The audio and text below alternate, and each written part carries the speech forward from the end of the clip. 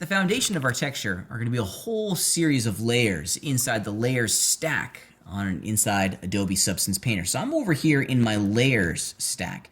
If you've done any sort of authoring or texture or image editing in Photoshop, you're going to find that this work environment is very, very similar. It's almost identical. Substance Painter is really kind of a 3D texture painting software that's identical to the workflow of Photoshop. It's nice being in the Adobe family. The way this works is imagine that each one of our layers is like a layer of glass. They're transparent until we put opaque pixels on top of them. We have a couple different layer types that allow us to stack these illusions on top of each other, and you can find them right here inside of our toolbar. So it all automatically comes with our default paint layer. I want you to look very carefully at the icons of this guy, this one, and this one. This is called a paint layer. This is called a fill layer. And this is basically a material that comes from our material library. It is in every sense the exact same way as just grabbing a material down here in our asset library and left clicking and dragging it into the layer stack itself. So it's 6 to 1, half a dozen to another. But these three buttons will allow us to add new layers very quickly, I might add, into the system itself. So we can add a layer, like an aluminum layer, and then boom, we're up and running. Okay. There's really two that we're going to be working with the most. And we have the paint layer and then the fill layer or the flood layer. If you're used to working inside of Photoshop, some people call this the flood tool. It's the fill layer type here inside of Adobe Substance Painter. Let's go ahead and add in a fill layer. Now the fill layer is automatically going to fill every UV island on the mesh with some defined values. And let's take a look at this for a second here. Now it looks like nothing's changed, but if we go into our layer properties, you can see all of the information that's being combined to create the illusion of what's showing up on the mesh itself. So if you think about it, this layer's properties are all represented right here. Now the default color is kind of this light gray. If I wanted to change my Cobra head to be like, oh, I don't know, let's make it a lovely shade of blue. Ta-da! You can see what's going on. If we hit the F3 key, you can see our UVs, and you can see exactly what the computer's doing here. It really is. It's taking this image, this fill layer, and it's filling all the pixels inside of this UV island to the parameters of that fill layer itself. So we really are painting a coloring book here. If we hit F2, we're seeing the model. If we hit F1, we're seeing both the model and the coloring book at the same time. I like to do just F2 for the most part, or excuse me, I like to see my model by hitting F2. That way I can see immediately the impacts of all of this information showing up on the entirety of the 3D model. Having access to that coloring book UV view is also pretty neat as well. So these fill layers have a whole series of channels. Remember, we're working in the PBR workflow here. So each layer has its own base color, roughness, metallic, normal map, height information associated with it. Now on the surface, the color is the most easily seen. But what about height information or roughness? Well, let's start with roughness because it's also another easy one for us to visualize pretty fast. I'm going to see if I can I'm just orbiting my view so we can see a little bit of this specular highlight. If you look carefully, the roughness value is at 0.3. That's the default value. If I was to lower that to 0, our object gets more reflective, which is pretty neat. Ta-da! If I was to take this roughness value and move it closer to 1, now it's going to become very matte. So we get to change the shininess, if you will, with the roughness slider here inside of our fill layer. Same with the metallic properties. At the value of 0, it doesn't have any metallic properties, but the moment I start increasing it, now you can see that it looks more like this cool anodized aluminum. Messing around with the metallic values and the roughness values can create some really neat metallic looks, which is kind of great. Now, what about the height and the normal? Well, that's going to take some image inputs to allow us to continue to customize this. Working with fill layers and all of these channels are incredibly powerful. The color is easy. It's just a color value.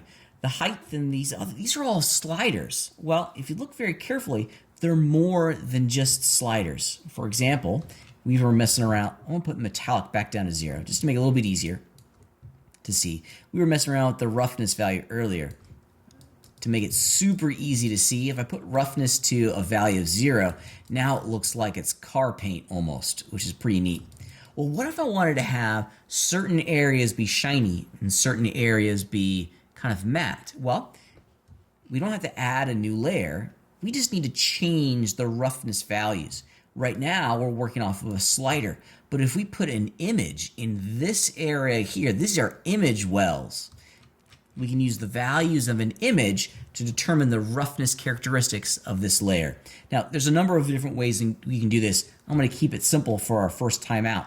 I'm going to go down into my asset library and jump over into the images section, or the textures, excuse me. And there are a bunch of them, and I'm not going to go through all of these. Let's just pick an easy one. Let's do this cell pattern, because that's a pretty defined value. If you look carefully in the preview here, the cell pattern has a whole bunch of geometric shapes, which will be, I think, pretty easy to see in the roughness channel. I'm going to left click and drag the cells for image into this area, this roughness channel. So we're overriding the values in the slider, okay? We're eliminating the slider, and we're using the black and white pixel values of the image to determine the roughness values of this area of our texture, of our fill layer. So I'm going to left click and drag. I'm going to see if I can zoom in here. Yeah. Notice that underneath my cursor, a little green dot with a plus sign has popped in. This is a good visual indicator that this area can accept this input. Now, at the moment I let go, you can start to see, yeah, check it out. Now, as I cruise through here, I'm going to change the color to a lighter value. Yeah, there we go. Now we can see it a little bit easier, I think. Check it out. Where it was black, it's shiny. Where the image, that cell image was white, it's matte and opaque. So now we can modulate the intensity of our roughness, the shininess based off of a texture. Now you can see it really closely over here. As an illusion, let's keep growing with this crazy idea, because we're not limited to just doing one channel here. We're using the cells for inside the roughness. Let's grab another one. Let's just get weird here. Let's do clouds 2, and we're going to put this in the height channel. So clouds 2, we're dragging a height, and boom, check that action out. How cool is that? Now we're using the black and white values of this image to determine the surface relief of the model itself. And this speaks to the power of working with these fill layers, is that we can flood entire regions of our map with some very customized image illusions, for, if you will. And we can immediately see the impact on the model itself.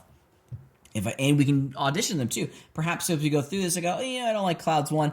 I can just drag a new image into that height channel and get a different illusion itself, which is pretty cool. Let's go fabric diagonal. Why not? Boom. That's pretty cool. I like that. So I mentioned earlier that there's 2 types of layers that we're going to be working with very directly. Of course, these fill layers are going to be the foundation for all that we do, but at times we're going to need to customize and paint some very specific information on very specific areas, which brings us to the other layer type inside of Adobe Substance Painter. It's called a paint layer, and simply this paintbrush icon. Whenever you add a fill layer, it's automatically going to name it fill layer. But whenever you add this one, see, it just says layer 2. This is a fill layer. It's not flooded with any specific value in here. We still get the same channels down here at the bottom, but what this is intending for us to do is to paint with our cursor. I'm on the mesh at the moment, and you can see that my cursor is this little dotted line. And now as I left click and drag, I can paint anywhere on top of the model. Now this is what you see is what you get. The current state and conditions of your properties of the fill layer itself are going to determine what is painted on the actual texture set itself. For example, if I go on the back here, notice that my base color is white. Okay.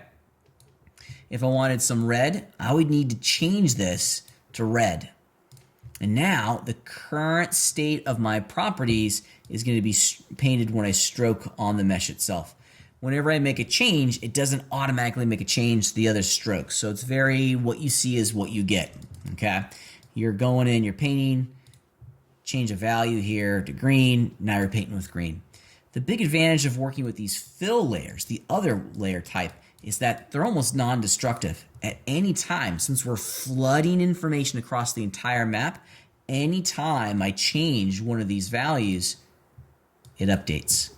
So we can customize it after the fact. I like working with fill layers a lot. They allow me a high level of control and customization after creation, which is kind of the opposite of the paint layer. You get a high level of control and customization until you start painting strokes, and then they're kind of part of that layer itself.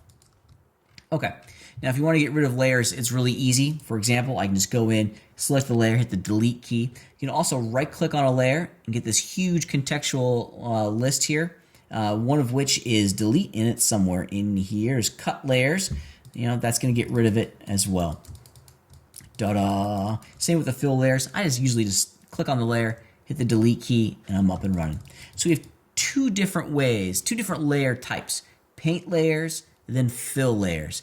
Paint layers are going to allow us to customize and stroke in and paint localized texture information, and fill layers allow us to flood the entire mesh or the entire region of a UV based off of the parameters of the fill layer itself.